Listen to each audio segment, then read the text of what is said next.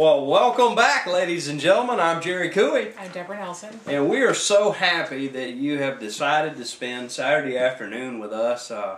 You know, some people might say you're bored out of your mind. I'm excited that you're here. I hope not. we do our best to bring you the latest and greatest, in most cases things that none of our local media will touch. So you found us on Mediacom channel 27 every Saturday 4:30 to 5, and you can go to YouTube and type in Santa Rosa Week, and at your leisure you can watch all the shows that we've done in the past. And remember, each show is in 3 segments, ladies and gentlemen: A, B, and C. We watch the website, we watch the YouTube site, and we notice that a lot of you are watching episode A. A few less watch episode B, and then some of you never watch episode C. So trust me, we try to balance this thing out so it's a fact-filled, fun trip for the entire 30 minutes. So take the time to do that. Today we're going to talk about dumps, C&D pits, construction and debris, construction demolition. I think the best way to go with this is that we have already seen, let's refresh the viewers, we have already seen horrible, terrible situations occur because in years past there was no guidelines from the state. Or from the county. Or from the county. The general practice has been, you rob clay out of a hole for a building, and once you have removed most of the clay out of that hole, then sand, then you start letting people put stuff back in the hole. And I'll tell you this, you know, you can even a person who is really trying to do the right thing that owns a C&D pit, you don't look through everything that somebody has in the back of their truck that goes into that facility. You really don't know everything that goes in there. And look, when you're talking about drinking water, when you're talking about the contamination of groundwater, when you're talking about air contamination, look, ladies and gentlemen, at the Coyote landfill, there was high enough levels of H2S coming from that facility that people were having health issues down there. Just horrible. And then you roll in the potential for fires, and when they catch on fire, it's, you know, everything is into the air, and sometimes those fires don't go out. Exactly.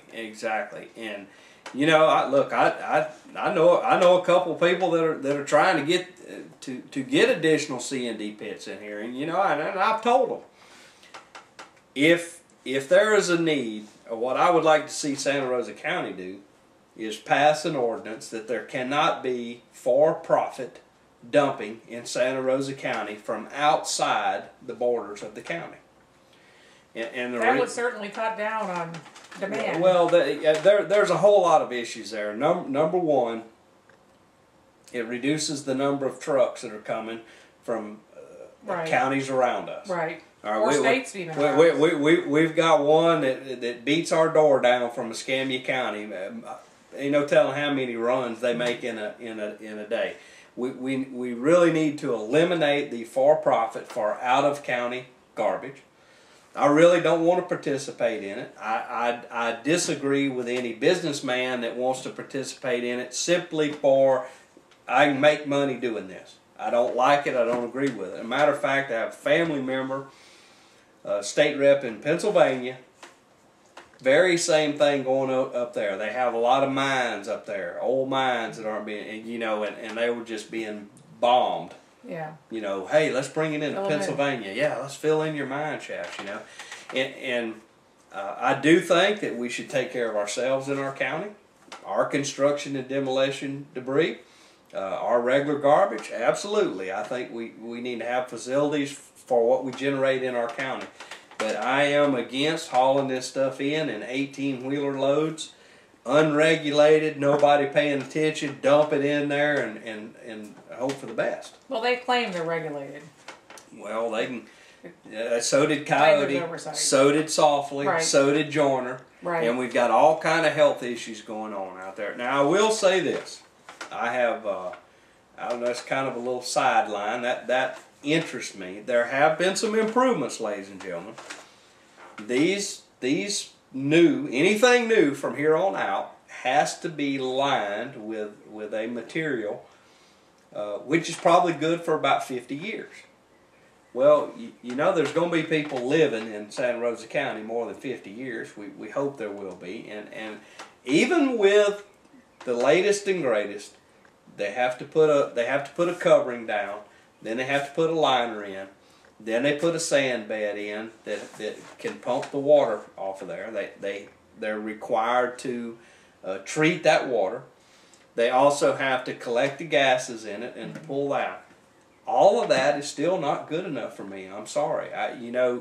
Water, the state of Florida is absolutely blessed with more aquifers than most any place in the U.S.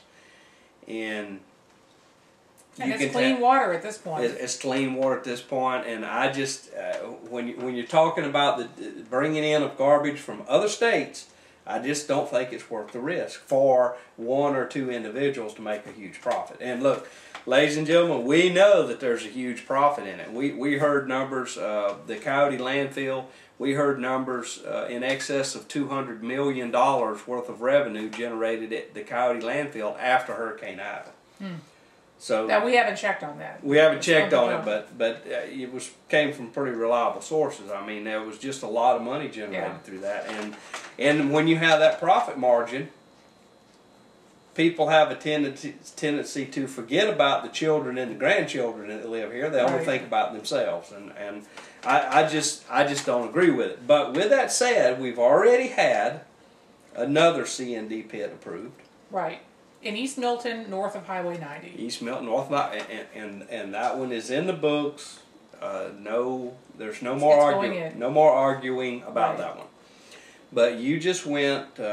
You found out. Of course, it wasn't very well advertised. But Not you very found. well. But you found out. I didn't know where to look. There was a DEP hearing just this last week on another C&D pit that. Owners have asked for a permit from the DEP on in East Milton, south of Highway 90. And the concern is that it would go in near an area where there's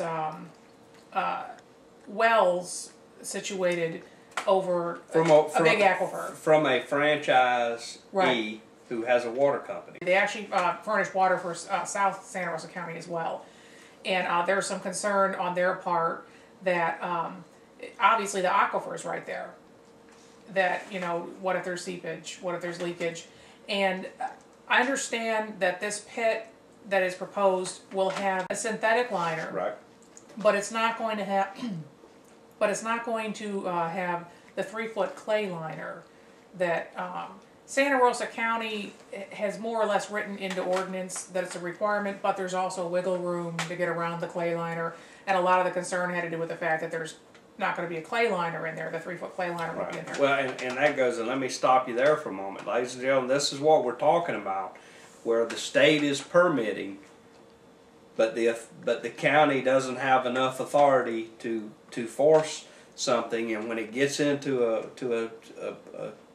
tugging match, right, these entities will say, well, the state told me it's okay to do it that way. Right. And we as a county typically can't stop it. Right. And the danger there is, and like you said, their intentions are to dig down and leave a very thin layer of clay, not much at all, and then count on that liner protecting. Synthetic membrane and dirt as well.